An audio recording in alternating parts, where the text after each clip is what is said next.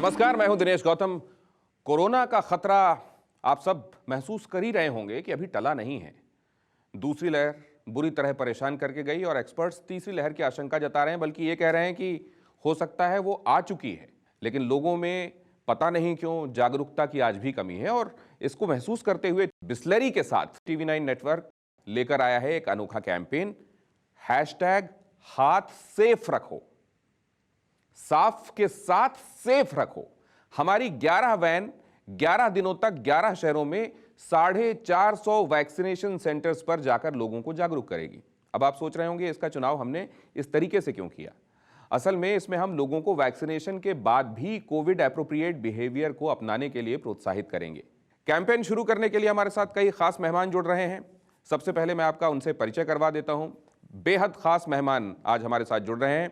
Doctor Mahesh Sharma हमारे साथ जुड़ रहे हैं, जो कि पूर्व केंद्रीय मंत्री हैं, सांसद हैं। डॉक्टर DS राणा आपको दिखाई दे रहे हैं, पद्म अवार्डी, बहुत बड़ा नाम हेल्थ केयर के मामले में। और उनसे बेहतर कौन होगा कि ये आदतें इनकलकेट करने में ये कैंपेन कितना सार्थक उनको नजर आता है। इसके अलावा डॉक्टर संजय राय आपको नजर आ रहे हैं। डॉक्टर संजय राय ने कम्युनिटी मेडिसिन के क्षेत्र में कमाल का काम किया है। कोविड के दौरान हमारे देश के वो नामचीन लोग, एक्सपर्ट्स, जिन्होंने बेहद सार्थक इनपुट दिया है, काम किया है, दिन रात एक करके काम किया है, उनमें से डॉक्टर संजय राय भी हैं।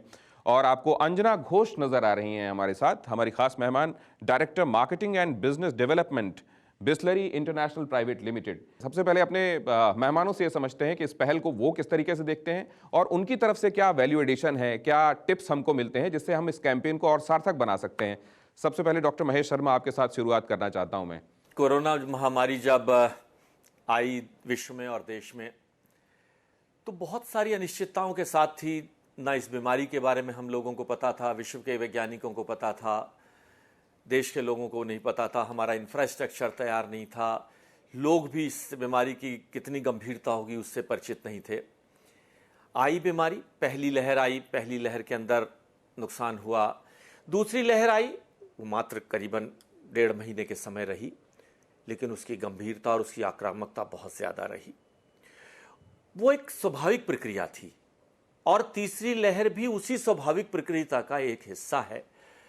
पहली लहर के बाद हम कुछ दिनों लॉकडाउन में रहे, उसके बाद हम थोड़े खुले। लोगों में ये भ्रम आया कि नहीं, कुछ नहीं होगा, ये तो खाली बड़े बूढ़ों को होगा, शहर वालों को होगी ये बीमारी, तो हम गाँव वालों को नहीं होगी, इनको नहीं होगी। लेकिन उन सब भ्रांतियों को दूर कर कर सेकेंड लहर आई और युवा लोग भी इसके अंदर, मैं एक अस्पताल चेन से जुड़ा हूं और उस अनुभव में मैं धन्यवाद देता हूं TV9 भारतवर्ष को इस शुरुआत के लिए, इस इनिशिएटिव के लिए कि आज इन लहरों से बचने का हमारे पास सबसे पहला दवाई, ऑक्सीजन, रेमडेसिविर, ये तो बाद में है, लेकिन उससे पहले जो आप लोगों ने एक शब्द दिया है कि कोरोना एप्रोप्रिएट बिहेवियर, हमारी जिम्मेदारी, सरकार की जिम्मेदारी नहीं, हमारी जिम्मेदारी।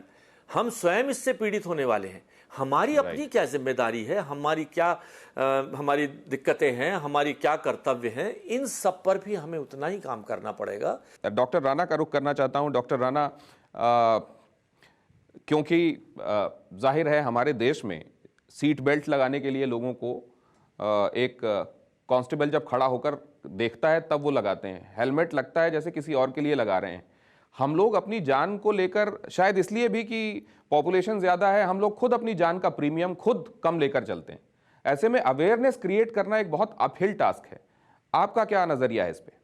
15-20-16 महीने हो गए और करोड़ों दफ़ा आप लोगों ने TV पर, रेडियो पर, अखबारों में प्रधानमंत्री रोज़ बोलते रहते हैं कि ये सबसे इम्पोर्टेंट है, ये सबसे इम्पोर्टेंट शील्ड है। जब तक हमारी वैक्सीनेशन नहीं होती है तब तक इसको जो सेल्फ लॉकडाउन बोलिए, चाहे सेल्फ कंट्रोल बोलिए, या कोविड एप्रोप्रिएट बिहेवियर कहते हैं, इसमें 3 जो ढालें हैं हमारी, वो मास्क है, हैंड वॉशिंग है, मेंटेनिंग डिस्टेंस। तो मुझे बड़ी खुशी हो रही है कि आप इसको फिर प्रचार करेंगे हर एक चीज़ के बारे में। आप भी 11 सेंटर में जाएंगे, 11 दिन तक इसका प्रचार करेंगे, अच्छी बात है। ऐसे ही बाकी लोग सभी करें। पर मेरी समझ में नहीं आता है कि क्यों हमारे देश में ऐसा होता है कि कोई भी डिसिप्लिन करने के लिए फोर्स यूज करना पड़ता है, कि जैसे इसमें फ़ाइन भी किए कुछ, उसके बाद भी लोगों ने, जैसे डॉक्टर महेश शर्मा ने भी बताया कि कैंपटी में और कई जगह पर जहाँ भी हो तो इकट्ठे हो जाते हैं, यही गलती हमने पहली लहर जब थोड़ी ठंडी पड़ गई तो वो गलती की, उसका हमने फिर भुगता। इसके बाद अब तीसरी लहर कितनी बड़ी आएगी, कब आएगी, कैसे आएगी, पर यदि हम प्रिकॉशन नहीं यूज़ करेंगे तो वो जल्दी आ जाएगी, और जितने जल्दी तीसरी लहर आएगी उतनी फिर वो ज़्यादा बड़ी भी होगी। इसलिए उसको डिले करना ज़रूरी है, सो दैट उसकी इंटेंसिटी कम होती है जब तक हमें सारी वैक्सीनेशन लग जाए। हाथ सेफ रखो को लेकर मैं अपने मेहमानों से लगातार बात कर रहा हूं, क्योंकि ये जो तीनों काम आपको करने हैं, डिस्टेंसिंग करनी है, हाथ साफ सेफ रखने हैं और मास्क पहनना है, ये असल में अगर आप आदत डालते हैं तो बहुत सारी दूसरी बीमारियों से भी अपने आप को बचाते हैं। तो ये आदत अपने आप में अच्छी आदत है और इसको लेकर चलने में कोई दिक्कत नहीं है। डॉक्टर संजय राय के पास मैं चलना चाहता हूं अब इस बात को लेकर। Doctor Sanjay Rai, community medicine expert के हिसाब से मैं आपसे ये जानना चाहता हूं, हाथों को लेकर आज तक हमको समझाना पड़ता है, कई जगह ऐसी हैं जहां आज भी मिट्टी से, राख से हाथ साफ कर लिए जाते हैं, उसके बाद ध्यान ही नहीं दिया जाता। ऐसी जगह हैं आज भी हमारे यहाँ, और आज हमारे यहाँ पढ़े लिखे लोग भी हैंड हाइजीन को लेकर जितने सतर्क सजग होने चाहिए वो नहीं है। जो हाथ धोने की आप बात करें, ये तो हमारे संस्कार में पड़ा हुआ था, हमारे कल्चर में था, शायद उसको हम भूल गए। वह एविडेंस बेस्ड था। हमारे कई चीजें जिनको हम कई बार अंधविश्वास, थोड़ा सा पढ़ाई कर लेते हैं तो अंधविश्वास हम कहना शुरू कर देते हैं कि बार बार हाथ धोने की क्या जरूरत है, और ये वह बहुत ही हजारों साल की एविडेंस पे था। और रियली जो आपने ये मुहिम चलाई है, मैं उसके लिए आपको धन्यवाद देता हूँ, कांग्रेचुलेसन देता हूँ, क्योंकि यह सबसे बड़ा हथियार है हमारे पास, नॉट ओनली फॉर दिस कोविड-19, even for various other disease also. और अब मैं अंजना जी का रुख करना चाहूंगा, बिस्लेरी की तरफ से हमारे साथ वो जुड़ रही हैं। बहुत स्वागत है मैम। हैशटैग हाथ सेफ रखो ये अभियान लेकर जब हम चल रहे हैं तो कुछ कॉन्ट्रडिक्शन भी सामने दिखाई दे रहे हैं क्या आपको? सबसे पहले तो मैं टीवी 9 का धन्यवाद करना चाहूंगी कि हमारे साथ जुड़ के आप ये मुहिम हम चला रहे हैं, जहां पे हम जागरूकता लाने की कोशिश कर रहे हैं। ये पेंडेमिक में जितनी नुकसान हुई है हमको, उसमें से कुछ अच्छी बातें भी निकली है, जैसे हेल्थ की तरफ हमारा बहुत ध्यान है, और ये आज जो हाथ साफ रखने की एक अच्छी आदत है, इस अच्छी आदत को हम सब समझ रहे हैं कि ये आगे ले जाना चाहिए। कोविड हो या ना हो, हाथों को साफ रखना हमारे लिए बहुत ज़रूरी है, क्योंकि हैंड्स हमारे इन्फेक्शन की एंट्री पॉइंट है, और अगर ये साफ है तो हम शायद बहुत सारी बीमारियों से जुड़ सकते हैं। ये ध्यान में रखते हुए कि ये जो बिहेवियर अब हर कंज्यूमर में आया है, इसको आगे ले जाना है, तो ये हैंड प्यूरिफायर जो हमने लॉन्च किया है विथ द होल अटेम्प्ट कि ये आपके हाथों को मॉइस्चराइज करेगा। 99.9% जर्म किल तो डेफिनेटली करेगा, बट इसके साथ मॉइस्चराइज एंड अ फ्रेग्रेंस जो शायद आपको लगाने के लिए अच्छी लगे। और पोस्ट कोविड जब आप इसको नहीं याद रखना चाहते हैं, ये clinical experience, hospital like experience को याद नहीं करना चाहते, तभी ये पैकेजिंग और ये प्रोडक्ट आपके साथ जा सकती है। तो मुझे ऐसा लगता है कि अगर कहीं हमको ये प्रैक्टिसेस आगे ले जाना है तो हमें उस किस्म के प्रोडक्ट भी डेवलप करने पड़ेंगे जो लोग अपने साथ उसको एंजॉय कर सके, उसको यूज कर सके। मास्क हो या सैनिटाइजर हो, ये प्रैक्टिस को आगे लेके जाने के लिए development innovations have to come into the product, ताकि आप उससे आप उसको कंपल्शन में नहीं बट चाहते हुए यूज करें। ये भी एक एंगल है जो शायद हम ध्यान नहीं दे रहे हैं। अंजना जी, अब ये हम जिस तरह के देश में हैं, हम प्राइस सेंसिटिव, कॉस्ट इफेक्टिविटी, ये सब बहुत दिमाग में रहता है हमारे देश में। इसको ध्यान में रखते हुए ओवरऑल आप, क्योंकि आप सस्टेनेबल मॉडल की बात कर रही हैं, how do you see it?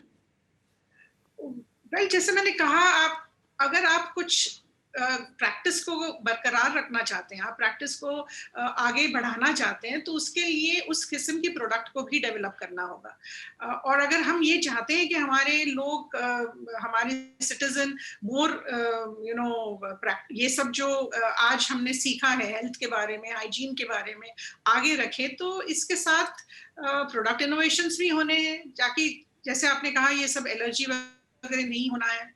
Plus of course price sensitivity तो हमारे यहाँ पे है ही, बट दैट डजंट मीन कि आपको ये समझ में नहीं आता है कि आप अगर ये चीज में इन्वेस्ट करेंगे तो शायद आप डॉक्टर्स के पास जाना या मेडिसिन लेना आपको जरूरत नहीं पड़ेगी। ये इवैल्यूएशन आज हमारे पब्लिक में काफी जागरूकता आ गई है कि हम अगर सेफ रहते हैं तो शायद हमें उतना एक्सपेंसेस नहीं करना पड़ेगा बहुत important. Getting into the hospital and the medicine cost जो बढ़ रहा है। तो मुझे लगता है इट्स नॉट डिफिकल्ट कि हम इंडिया में ये नहीं जागरूकता ला सकते हैं। और ये मैं तो हमेशा कहती हूँ कि पेंडेमिक ने बहुत अच्छी चीजें भी हमें सिखाई है। नुकसान करने के साथ साथ ये हाइजीन की तरफ, हेल्थ की तरफ जो हमारा ध्यान गया है, इसी को आगे बढ़ाना चाहिए और प्रोडक्ट भी उसी तरह से होनी चाहिए लोगों के लिए। Great thinking process behind it. Why मैं इसको महसूस करता हूं क्योंकि देखिए बाकी जो दो प्रैक्टिसेस हैं, शायद क्योंकि ये हमारे शास्त्रों में भी है कि ये जनपदोध्वंस कहलाती रही है, ये महामारी जिसको हम कहते हैं, और इसमें श्वासोच्छ्वास और जगह को छोड़ देना, हाथों को साफ रखना, ये शास्त्रों में भी लिखित है। हम शायद आने वाले दिनों में अगर प्री कोविड एरा जैसा आ जाता है माहौल फिर से, तो शायद हम मास्क लगाना बंद कर सकते हैं, शायद हम डिस्टेंसिंग खत्म कर सकते हैं, लेकिन हाथ धोना तो हमारे लिए हर काल में ज़रूरी है। और अगर जैसा हम देखते हैं प्लेटी हेलमंथीज, ये जो पेटों के इन्फेक्शन, पेट में कीड़े हो जाना या तमाम दूसरी तरह की बीमारियां जो होती हैं, ये हाथों के पैथोजन जो हैं वो अंदर जाकर बीमार करते हैं। लिहाजा ये प्रैक्टिस तो हमको हर समय रखना है। ये कमाल की बात कही आपने, और इसको लेकर अब मैं फिर से डॉक्टर्स के पास चलता हूँ। डॉक्टर महेश शर्मा, ये लगातार लोगों से कहा, आप लोगों ने एज अ डॉक्टर आपने समझाया होगा लोगों को कि आपको हाइजीन के संदर्भ में क्या करना है। अब कोविड के एरा में फिर से आप रीइंफोर्स कर रहे हैं। अब क्या वो मौका आ गया है, जैसे अभी कहा गया है कि अब एक्सपेंस की बजाय इसको इन्वेस्टमेंट के तौर पर देखा जाता है, लोग रेडी हैं अब समझाइश सुनने के लिए? देखिए, अब जब डॉक्टर दिनेश गौतम जी बता रहे थे कि ये मास्क, मैं डॉक्टर स्पेशली वर्ड यूज़ कर रहा हूँ, कि हमें बहुत सारी और बीमारियों से भी बचाएगा। वास्तव के अंदर अगर हम इकोनॉमिकल कर कोई लॉस और हेल्थ पॉइंट ऑफ व्यू से अगर कोई लॉस समझें इस कोरोना के कारण, तो इस मास्क और हाथ धोने ने हमारे हेल्थ केयर बजट में इतना ज़्यादा कमी आने वाली है।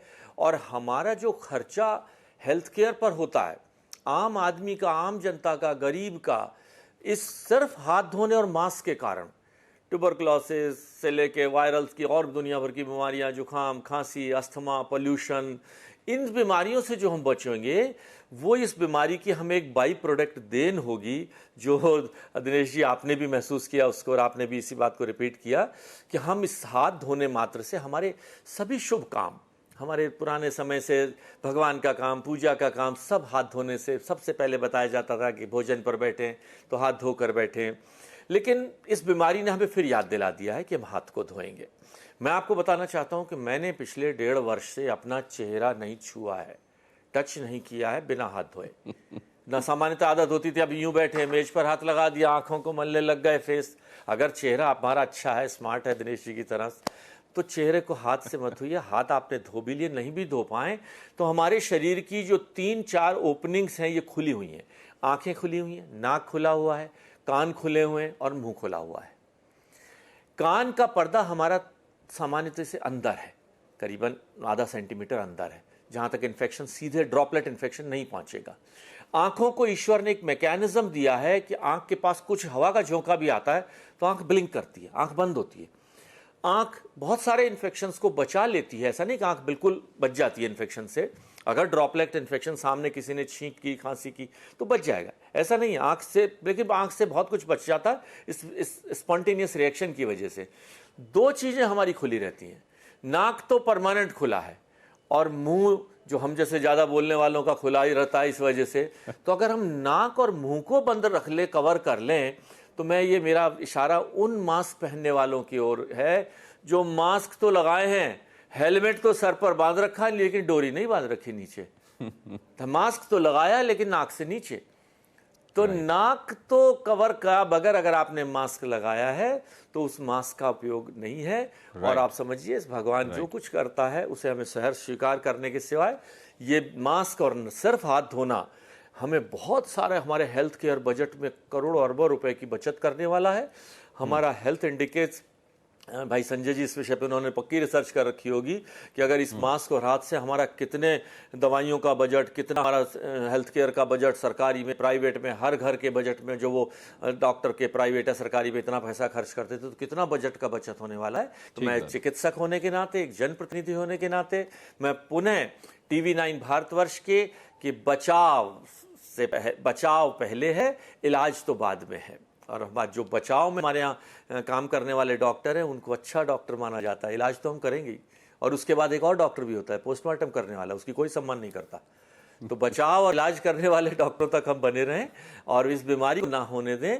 और जो ये सामाजिक प्रयास जो आपके TV9 ने जो किया है, मैं इसको साधुवाद देता हूँ।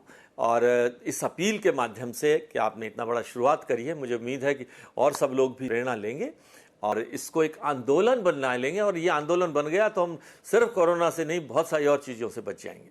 धन्यवाद। और आज आपने मुझको डिग्री भी दे दी है डॉक्टर साहब, अब तो जीवन बन गया मेरा। और हैशटैग हाथ सेफ रखो, एक्चुअली हैंड हाइजीन के संदर्भ में अभी जैसे डॉक्टर साहब कह रहे थे कि हेलमेट लगा है लेकिन डोरी नहीं लगी, मास्क लगा है लेकिन नीचे लटक रहा है, उसी तरीके से हाथ कई बार आपको धुला प्रतीत होता है लेकिन वो सेफ नहीं होता। हाथ सेफ रखो, इसीलिए स्पेसिफिकली ये हाथ सेफ, इसको ध्यान में रखना पड़ेगा, रजिस्टर करना पड़ेगा।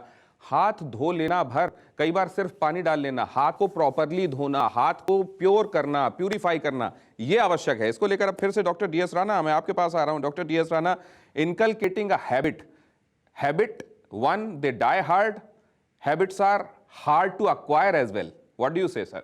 आप बिल्कुल ठीक कह रहे हैं, पर वैसे मैं जैसे डॉक्टर राय ने बताया, डॉक्टर शर्मा ने बताया, बचपन में बच्चों को सिखाते हैं भी उंगली नाक में डालो, आँख में लगाओ, मुंह में मत डालो, कान में डालो।